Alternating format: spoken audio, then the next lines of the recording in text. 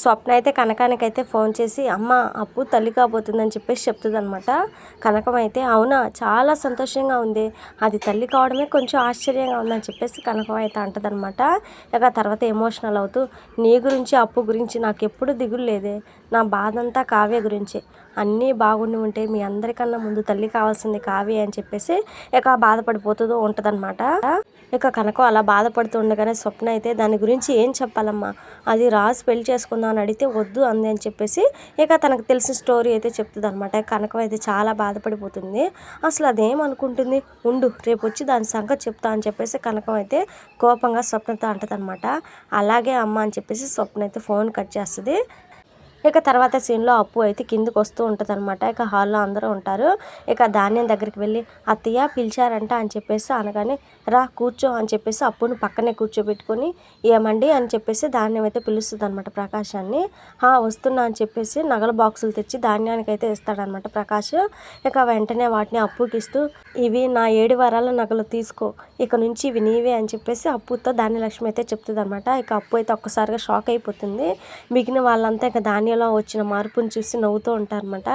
అందరూ అయితే చాలా హ్యాపీగా ఫీల్ అవుతూ ఉండగానే ఇక రుద్రాణి రాహుల్ అయితే కుళ్ళుకుంటూ ఉంటారనమాట. ఇక రుద్రాణి అయితే వెటకారం అయితే స్టార్ట్ చేస్తుంది అనమాట.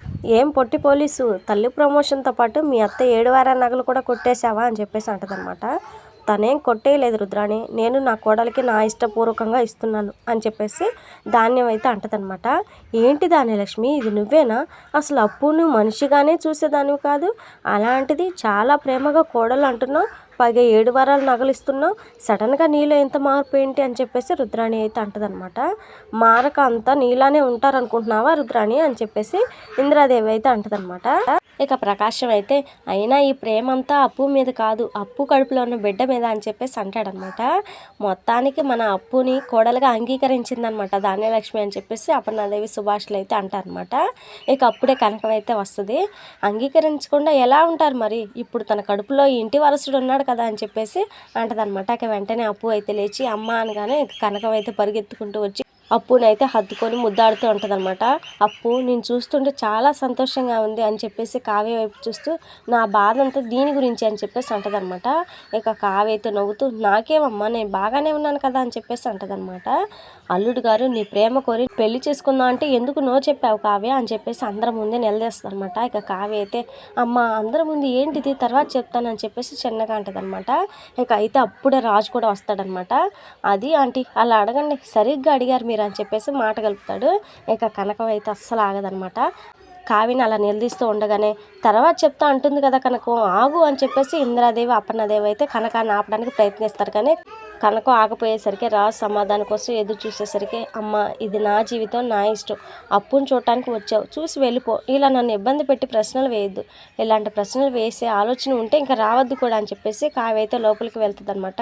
ఇక రాజు కనకం అయితే ఒకరు చూసుకుంటారు. ఇక కనకం అయితే విన్నారా వదిన గారు, విన్నారా నా కూతురు ఏమంటుందో విన్నారా అని చెప్పేసి అనగానే కనకం మాతోరా నీతో మాట్లాడాలి అని చెప్పేసి ఇంటి బయటకైతే తీసుకొని వెళ్తారనమాట ఇందిరాదేవి అపర్ణాదేవి ఇద్దరు కూడా.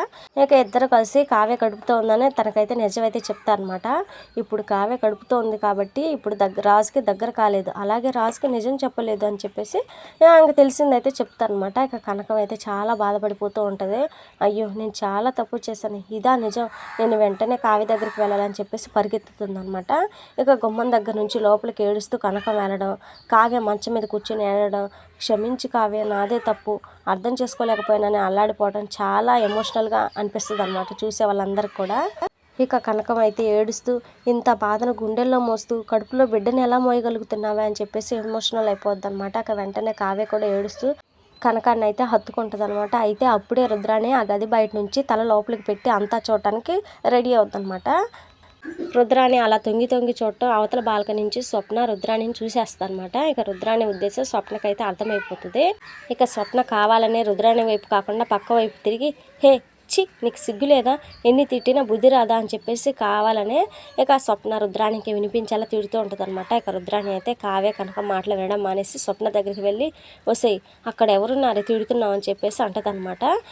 ఎవరైనా ఉంటే ఊరుకుంటారా అత్త అని చెప్పేసి స్వప్న అయితే నవ్వగానే, అర్థమైంది నువ్వు నన్నే తిడుతున్నావు కదా అని చెప్పేసి రుద్రాణి అయితే అంటుందన్నమాట. అయ్యో మిమ్మల్ని నేను తిడతానా? ఇందాక ఒక ఆవిడ పక్కవారి మాటలు వినడానికి తొంగి చూస్తే ఆవిడని తిడుతున్నా, మీరు కానీ అలా వినడం లేదు కదా అని చెప్పేసి స్వప్న అయితే అంటుందన్నమాట. అబ్బే నాకు ఆ చెత్త అలవాటు ఎందుకు ఉంటుంది, ఊరికే అలా తిరుగుతున్నా అంతే అని చెప్పేసి రుద్రాణి అయితే అక్కడి నుంచి అయితే వెళ్ళిపోద్ది అనమాట. నీ గురించి నాకు తెలియదా దొంగ అత్త అని చెప్పేసి స్వప్న అయితే అనుకుంటుంది. ఇక తర్వాత రాజు అయితే హాల్లో అటు ఇటు టెన్షన్గా తిరుగుతూ ఉంటాడనమాట. ఒక్కోసారి తొంగి కళావతి రూమ్ వైపు అయితే చూస్తూ ఉంటాడు. ఇక కనక రావడం చూసి, ఆంటీ కళావతి గారు కారణం చెప్పారా, మీరు తెలుసుకున్నారా అని చెప్పేసి అడుగుతూ ఉంటాడనమాట. ఇక కనకం అయితే ఎమోషనల్గా, చెప్పింది అల్లుడు గారు అంతా చెప్పిందని చెప్పేసి అంటుందన్నమాట. చెప్పిందా, ఏం చెప్పిందండి, ప్రాబ్లం ఏంటంట అని చెప్పేసి రాజు అయితే ఆత్రంగా అడుగుతాడనమాట. ఆ విషయం మాత్రం చెప్పలేదు అల్లుడు గారు అని చెప్పేసి కనక అంటుంది. చెప్పలేదా, ఇప్పుడేగా మీకు అంతా చెప్పిందన్నారు, ఎందుకు చెప్పలేదు అంటాడు రాజు అయోమయంగా. ఇక వెంటనే కనక రాజు చేతులను తన చేతుల్లోకి తీసుకొని, ఎందుకంటే ఇంకా అంతా మీ చేతుల్లో ఉంది కాబట్టి అని చెప్పేసి ఏడుస్తూ వెళ్ళిపోద్ది అనమాట. ఇక రాజు అయితే చేతులను అటు ఇటు తిప్పుకుంటూ, నా చేతుల్లో ఉందా, ఏముంది నా చేతుల్లో, ఏం లేదు కదా అని చెప్పేసి అనుకుంటూ ఉంటాడు. ఇంతలో ఇంద్రాదేవి వచ్చి, ఏంట్రా మనవడా నీ చేతులు నువ్వే అంతలా చూసుకుంటున్నావు, ఏముంది నీ చేతుల్లో అని చెప్పేసి డౌట్గా అడుగుతుందనమాట. అదే అర్థం కావటం లేదు నానమ్మ, ఏదో ఐసీయూలో చెక్ చేసి డాక్టర్ చేతులు పట్టుకున్నట్టు కనకం గారు నా చేతులు పట్టుకొని కళావతి గారు పెళ్ళి ఎందుకు వద్దన్నారని అడిగితే అంతా నా చేతుల్లోనే ఉందని చెప్పి వెళ్ళిపోయారు ఎందుకు అని చెప్పేసి అడుగుతాడనమాట. నీకు ఇంకా అర్థం కాలేదా మనోడా అని చెప్పేసి ఇంద్రాదేవి అయితే నవ్వుతూ అనగానే, అర్థం కావడానికి ఏం చెప్పిందని ఆవిడ అని చెప్పేసి రాజు అయితే అంటాడనమాట. ఏం చెప్పడం ఏంట్రా, ఏం జరిగినా నా కూతురు కళావతి చెయ్యి వదలొద్దు అని చెప్పేసి ఇండైరెక్ట్గా చెప్పిందని చెప్పేసి ఇంద్రాదేవి అయితే అంటుందన్నమాట. నిజంగానే నానమ్మ, అయితే ఇంక అస్సలు వదలనానమ్మ, తుమ్మ బంకలో అతుక్కుపోతాను అని చెప్పేసి రాజు అయితే అంటాడు. ఇక అప్కమింగ్ ఎపిసోడ్లో కావ్య అయితే టాబ్లెట్స్ వేసుకుండగానే రుద్రాన్ని అయితే చూసి ఆ టాబ్లెట్స్ ఏంటో తెలుసుకుని రాహుల్ని అయితే గూగుల్లో సెర్చ్ చేయించి మరి ఇక ఆ టాబ్లెట్స్ ప్రెగ్నెన్సీ వాళ్ళు వేసుకుంటారని చెప్పేసి తెలుసుకుంటారనమాట.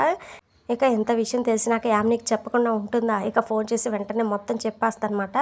ఇక కావ్య ప్రెగ్నెంట్గా ఉంది అనే విషయం అయితే ఇక యామినికి అయితే తెలిసిపోద్ది అనమాట. అందుకే రాజుని రిజెక్ట్ చేసిందని చెప్పేసి యామిని అయితే అనుకుంటుంది.